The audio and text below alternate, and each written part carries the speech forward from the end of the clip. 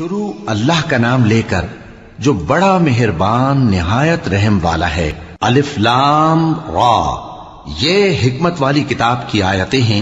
کیا لوگوں کو تعجب ہوا کہ ہم نے انہی میں سے ایک شخص کو حکم بھیجا کہ لوگوں کو ڈر سنا دو اور ایمان لانے والوں کو خوشخبری دے دو کہ ان کے پروردگار کے ہاں ان کا سچا درجہ ہے۔ ایسے شخص کی نسبت کافر کہتے ہیں کہ یہ تو کھلا جادوگر ہے۔ تمہارا پروردگار تو اللہ ہی ہے جس نے آسمان اور زمین 6 دن میں بنائے، پھر عرش پر جلوہ افروز ہوا۔ وہی ہر ایک کام کا انتظام کرتا ہے، کوئی اس کے پاس اس کی اجازت حاصل کیے بغیر کسی کی سفارش نہیں کر سکتا۔ یہی اللہ تمہارا پروردگار ہے تو اسی کی عبادت کرو، بھلا تم غور کیوں نہیں کرتے؟ اسی کے پاس تم سب کو لوٹ کر جانا ہے۔ اللہ کا وعدہ سچا ہے، وہی خلقت کو پہلی بار پیدا کرتا ہے، پھر وہی اس کو دوبارہ پیدا کرے گا تاکہ ایمان والوں اور نیک کام کرنے والوں کو انصاف کے ساتھ بدلہ دے۔ اور جو کافر ہیں ان کے لیے پینے کو نہایت کھولتا پانی اور درد دینے والا عذاب ہوگا، کیونکہ وہ کفر کرتے تھے۔ وہی تو ہے جس نے سورج کو خوب روشن اور چاند کو بھی منور بنایا اور چاند کی منزلیں مقرر کی تاکہ تم برسوں کا شمار اور کاموں کا حساب معلوم کرو۔ یہ سب کچھ اللہ نے تدبیر سے پیدا کیا ہے، سمجھنے والوں کے لیے وہ اپنی آیتیں کھول کھول کر بیان فرماتا ہے۔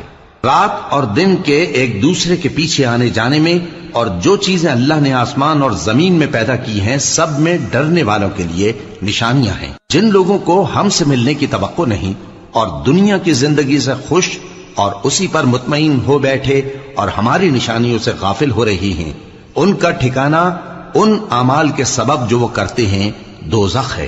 اور جو لوگ ایمان لائے اور نیک کام کرتے رہے ان کو ان کا پروردگار ان کے ایمان کی وجہ سے جنتوں میں پہنچا دے گا، ان کے نیچے نعمت کے باغوں میں نہریں بہ رہی ہوں گی۔ جب وہ ان میں ان کی نعمتوں کو دیکھیں گے تو بے ساختہ کہیں گے سبحان اللہ، اور آپس میں ان کی دعا سلام علیکم ہوگی، اور ان کا آخری قول یہ ہوگا کہ اللہ رب العالمین کی حمد اور اس کا شکر ہے۔ اور اگر اللہ لوگوں کی برائی میں جلدی کرتا جس طرح وہ طلب خیر میں جلدی کرتے ہیں تو ان کی عمر کی میعاد پوری ہو چکی ہوتی۔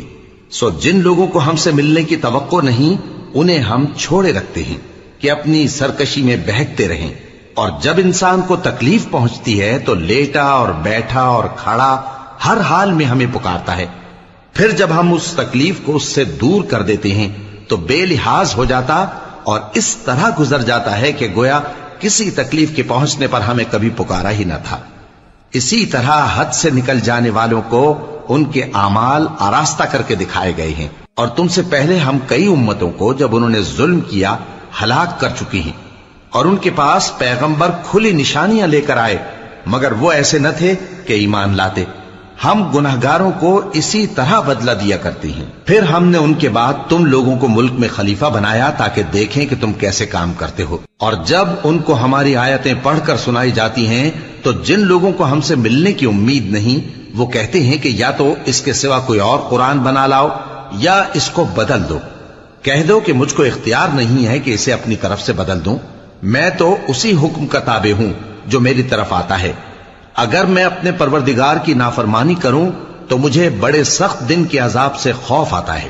یہ بھی کہہ دو کہ اگر اللہ چاہتا تو نہ میں ہی یہ کتاب تم کو پڑھ کر سناتا اور نہ وہی تمہیں اس سے واقف کرتا، پس میں اس سے پہلے تم میں ایک عمر رہا ہوں اور کبھی ایک جملہ بھی اس طرح کا نہیں کہا، بھلا تم سمجھتے نہیں؟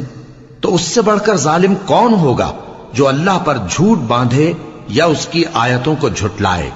بے شک گنہگار فلاح نہیں پائیں گے۔